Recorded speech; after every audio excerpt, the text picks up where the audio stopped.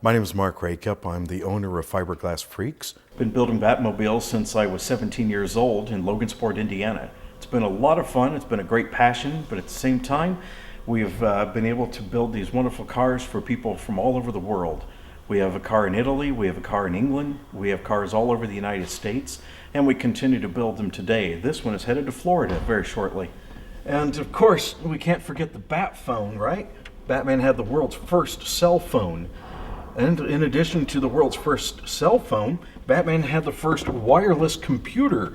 Let's see if we can get this fifth dashboard door here for you.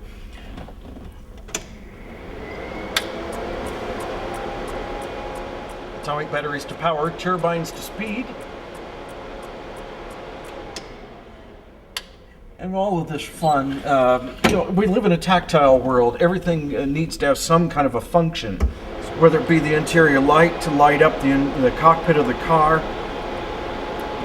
whether it be the horn or turn signal buttons, everything in the Batmobile has some kind of a function.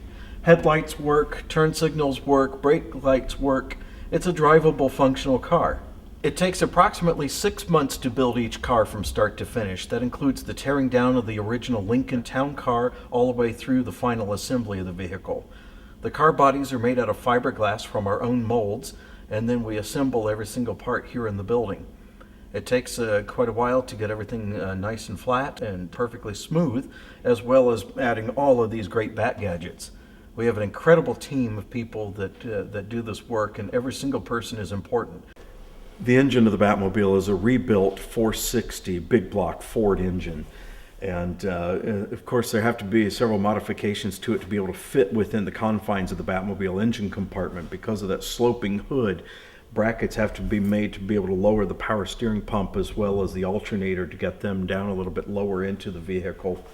And even the air hat has to be custom. We give customers a choice on whether they want a rebuilt 460, or which comes from the donor car, or whether they want to go with the crate engine, a brand new GM crate engine. So either way they want to go. We have fans of Ford, we have fans of GM, we'll take care of them either way. Behind me over here is the fiberglass body right out of the mold. Very rough at this stage of the game. The mold seam lines are still visible, they haven't been sanded out yet. The car bodies are thicker than industry standard. Industry standard is 3/16 of an inch thick, and our car body is the thinnest point is about 1/4 of an inch, and usually it's about 3/8 of an inch throughout. That really adds to the strength of the car to have that extra thickness there. But in addition, we put steel square tubing throughout, and that helps out with stabilization for making it easier to mount the body to the chassis. It also comes out of the mold as all one piece too, which is very important. Pieces aren't grafted together like some of the other cars out there. It's all one section except for the hood, the trunk, and the doors. Even though our cars are still glorified kit cars, we do a lot of work to keep them from having that kit car feel. We put steel wheel well tubs in case a rock would fly up. It's not going to hit the bottom of the fiberglass and shatter it from the underside. We also have complete rocker panels that are underneath of the floor pan.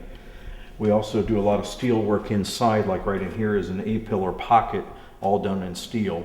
And then we also include a dashboard that's all metal across here. And that really stabilizes the car from left to right.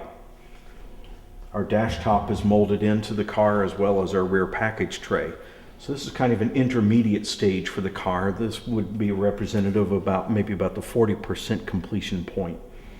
But you can see the direction that things are headed. Things are much smoother. The body working has been done along here. The fender lines are really starting to come out. Same with the fin lines.